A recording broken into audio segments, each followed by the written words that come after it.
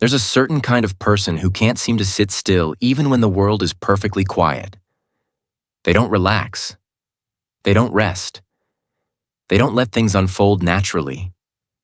They just react. And while everyone else is breathing through the moment, they're already 3 steps ahead, preparing for disasters that haven't happened yet.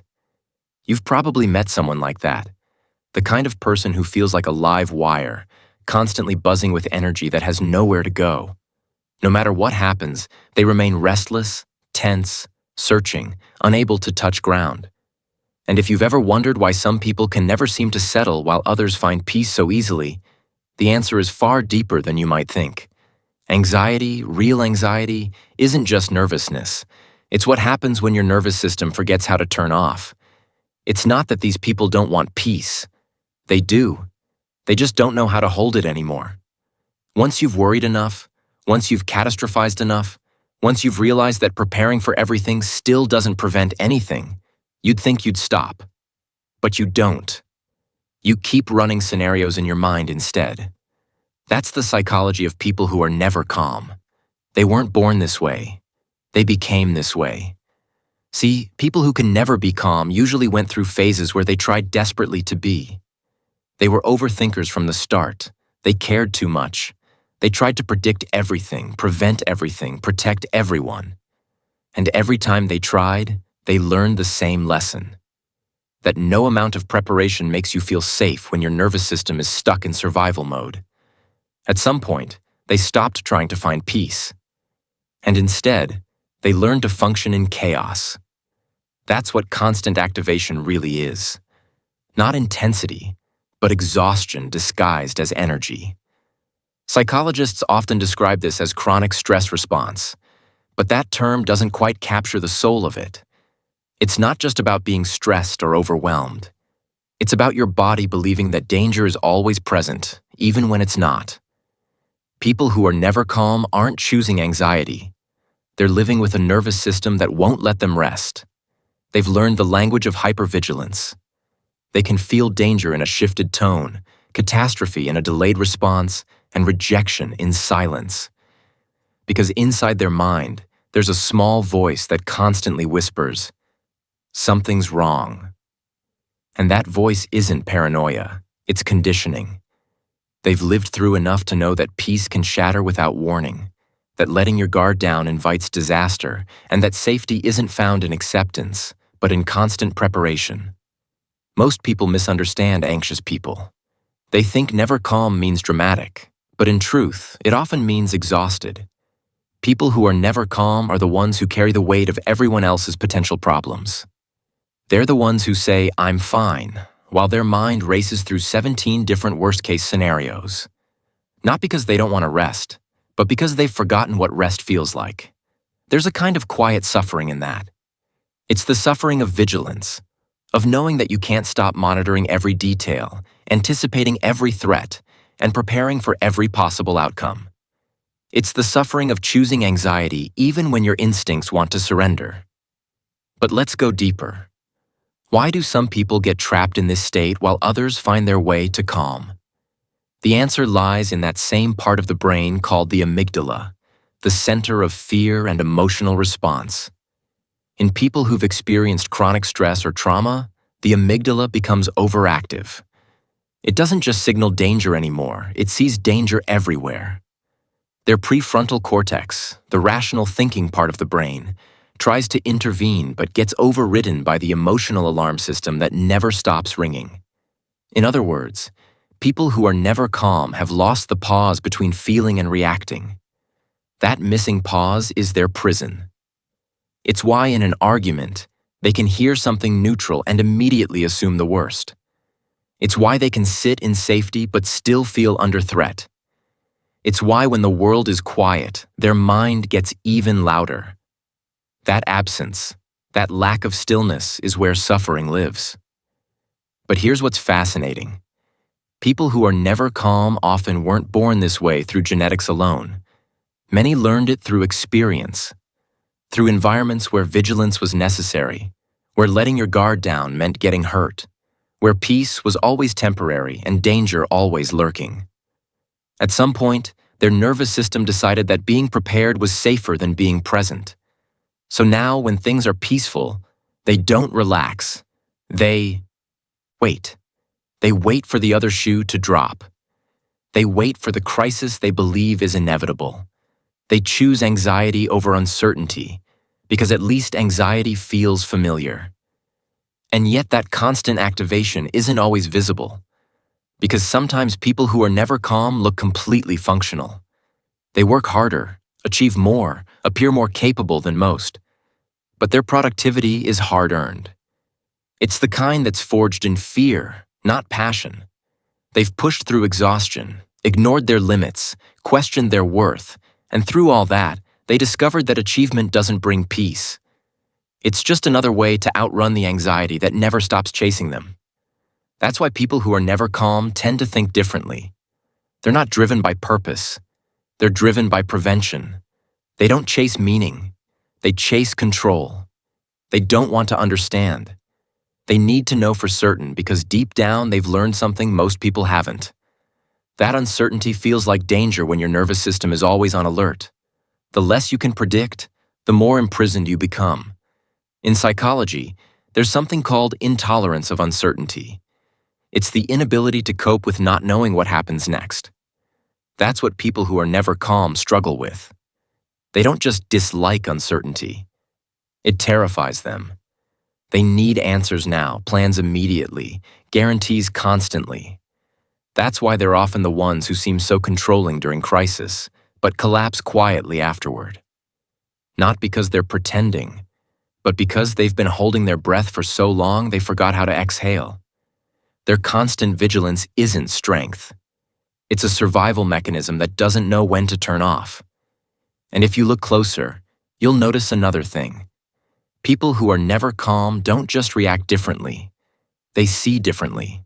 While most people see possibilities, they see threats. While most see opportunities, they see risks. While most see change, they see endings disguised as abandonment. They've trained their perception to zoom in, to fixate on the details instead of the bigger picture. That's what keeps them trapped. That's why they can receive good news and still say, "But what if this goes wrong?" It's not pessimism. It's a nervous system that's been wired to expect disaster.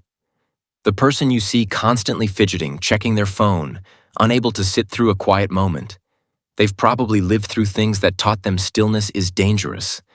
They just learned to live inside that danger instead of healing from it. They've realized that when you can't control your internal world, you try desperately to control the external one. And that need for control is where suffering intensifies. Think about that the next time you see someone who seems perpetually on edge. They're not disconnected from life. They're drowning in it. They haven't stopped being tossed around by every wave because they believe every wave is a tsunami waiting to happen. Their constant anxiety is not apathy. It's hyper-awareness. It's the understanding that every emotion demands immediate attention. Every thought deserves investigation, and every situation deserves maximum energy because energy to them isn't sacred. It's a weapon they use to protect themselves from an unpredictable world. They've seen how quickly peace can evaporate, how easily safety can disappear, how small triggers can grow into catastrophes. So they choose differently now. When someone insults them, they spiral. When someone misunderstands them, they obsess over every word and replay every detail. When life gets heavy, they don't lean on faith. They collapse under the weight of all the terrible things that could possibly happen next. And that's what makes people who are never calm so exhausting to be around. It's not that they create drama. It's that they can't exist without tension. They've made anxiety their baseline. And in a world that values peace, that constant activation becomes isolation. Because while most people are seeking rest and quiet, people who are never calm are fighting invisible battles in their minds, rehearsing, predicting, catastrophizing. They know that silence could say everything they fear, that every emotion deserves immediate expression, and that sometimes the greatest weakness is simply not reacting. But there's another layer to this psychology, something few people talk about. Constant anxiety can also be a kind of self-punishment. A pattern, yes, but a destructive one. For many, being unable to calm down isn't something that just happened. It's something they've reinforced to stay safe. They learned early that relaxing led to being caught off guard, that staying tense was necessary, that keeping your defenses up kept you from being blindsided or destroyed. So anxiety became their armor. Their vigilance became their identity. But here's the tragedy. Even if it began as protection, it evolved into prison. Because over time, that constant tension turned into exhaustion. That emotional hypervigilance turned into numbness. And that defensive strength became the foundation of their suffering. That's why people who are never calm are often the least self-aware. They don't understand their triggers because they're always triggered. They don't recognize their patterns because the pattern is constant. They don't need peace to feel alive. They've mistaken chaos for normal because chaos isn't disruption anymore. It's home. It's the sound of someone who's been running from themselves for so long they don't know who they'd be if they stopped. The anxious ones, they often make the world feel heavier, more urgent just by being in it. They don't walk into a room and create ease. They don't lower their energy to match the calm. Instead, they raise the tension by being themselves. You can almost feel it, that frantic energy that needs to be acknowledged. There's something draining about people who can never be calm in a world desperate for rest.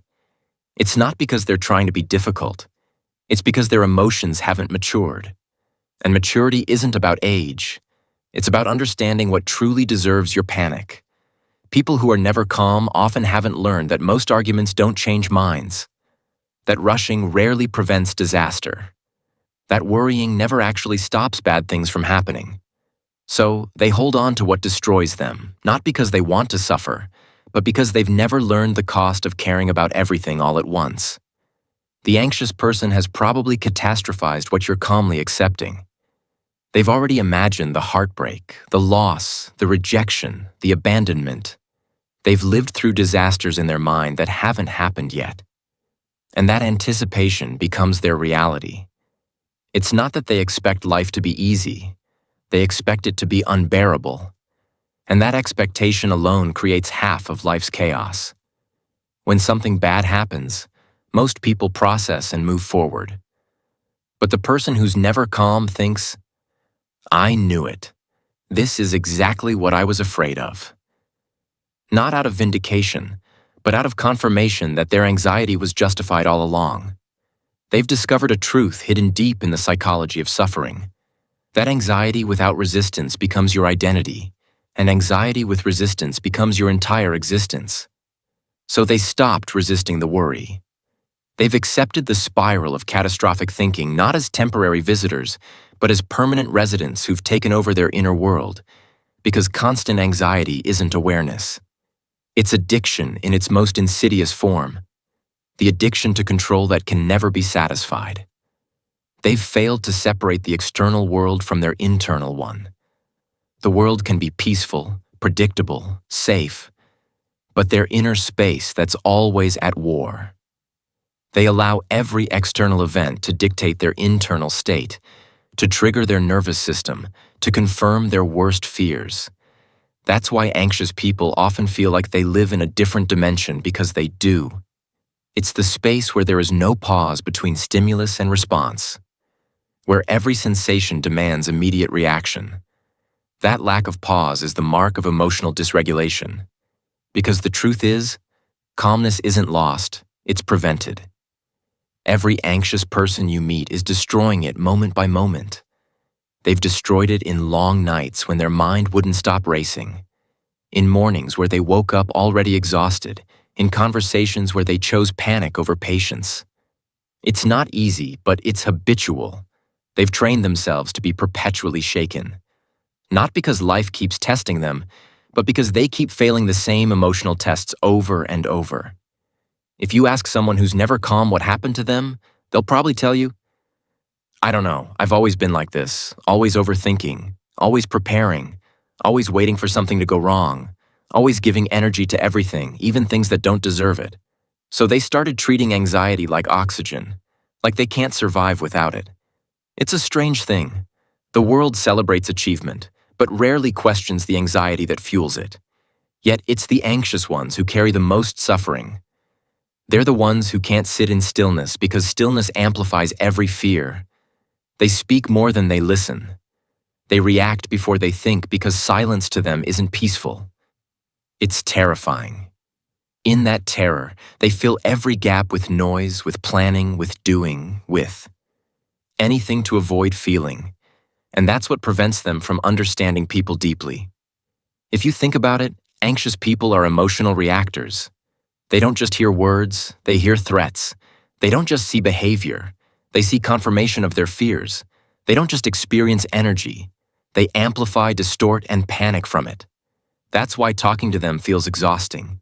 You feel analyzed, not seen, judged, not understood, because they're not listening to understand. They're listening to find the danger they believe is hiding in your words. That kind of listening requires vigilance.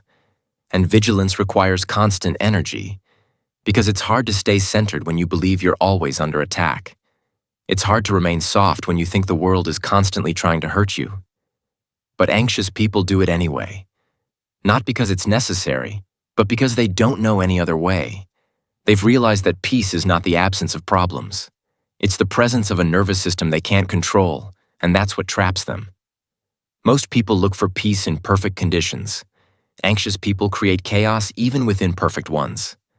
They don't wait for the storm to pass. They create storms where none exist. You'll often find them with chaotic routines because unpredictability reflects their internal state.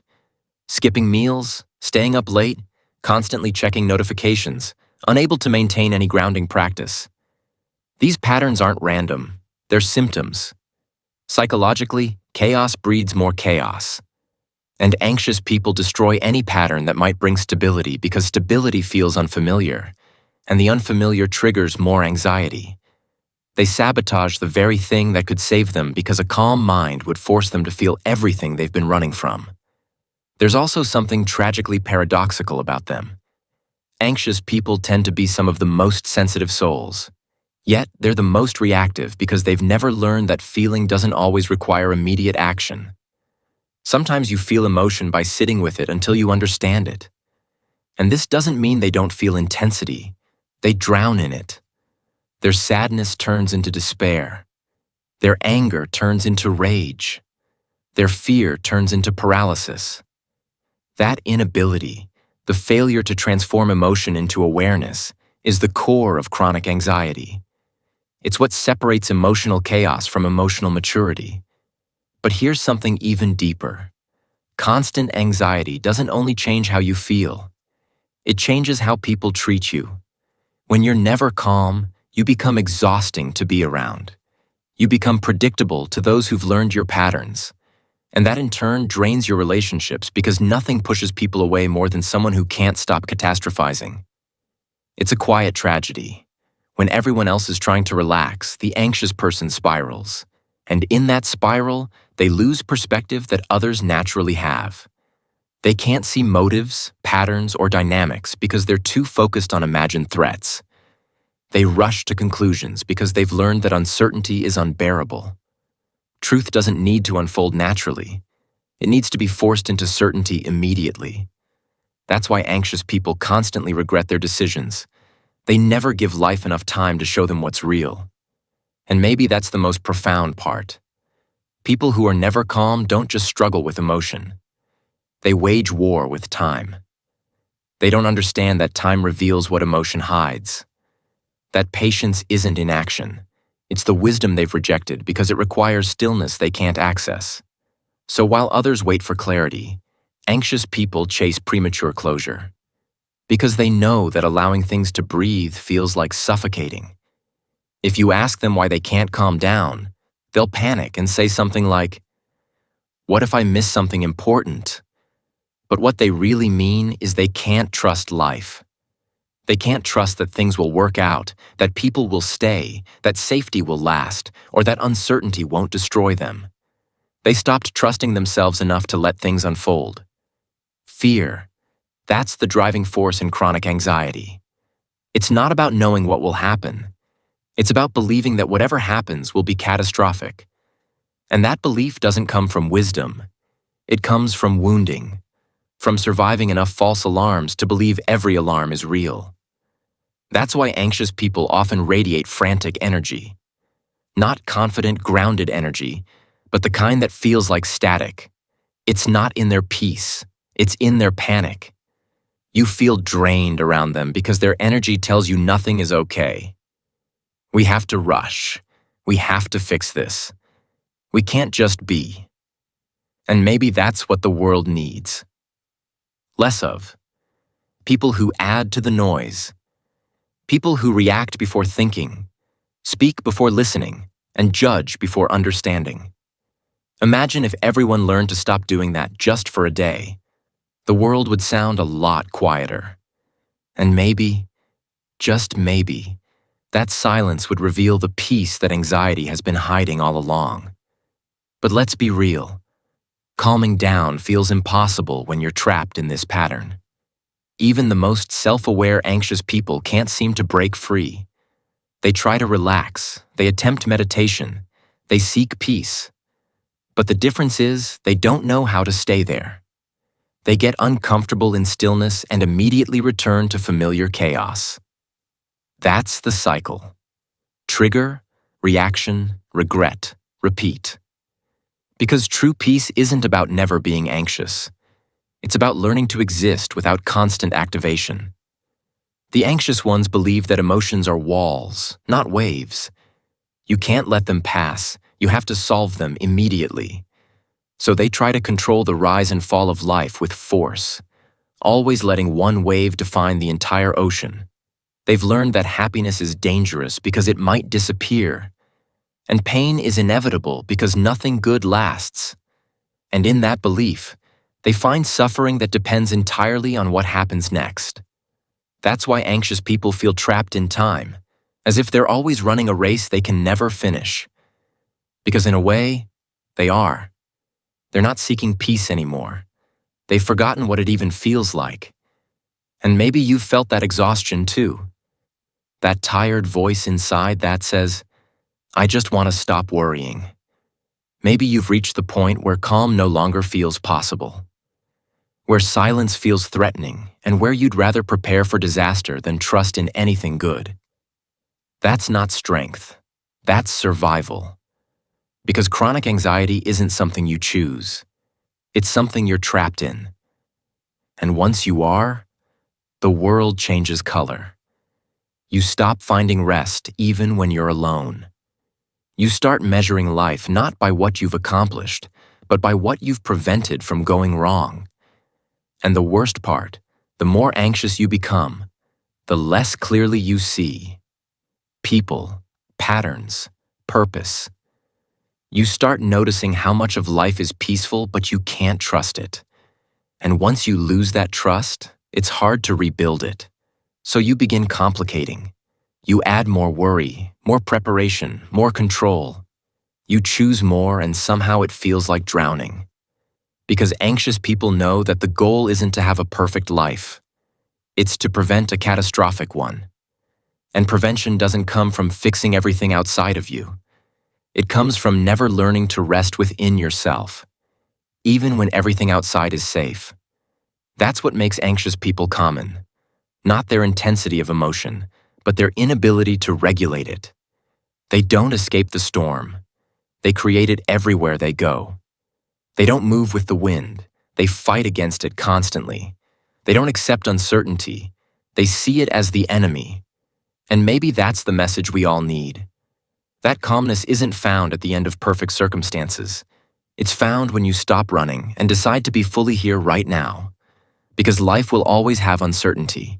It will challenge you, test you, interrupt your rhythm. But every time it does, you have a choice to spiral or to pause. And every time you choose to spiral, you become a little weaker, a little more trapped, a little more lost. So if you've ever been told you're too anxious, don't take it as an insult. It means you're carrying the weight of a nervous system that hasn't learned to rest. It means you've been trying to control the storm instead of learning to exist within it. And it means you found the kind of suffering that doesn't need to shout. It's already screaming inside. Because chronic anxiety is not peace. It's noise without purpose. It's energy without direction. It's emotion without resolution.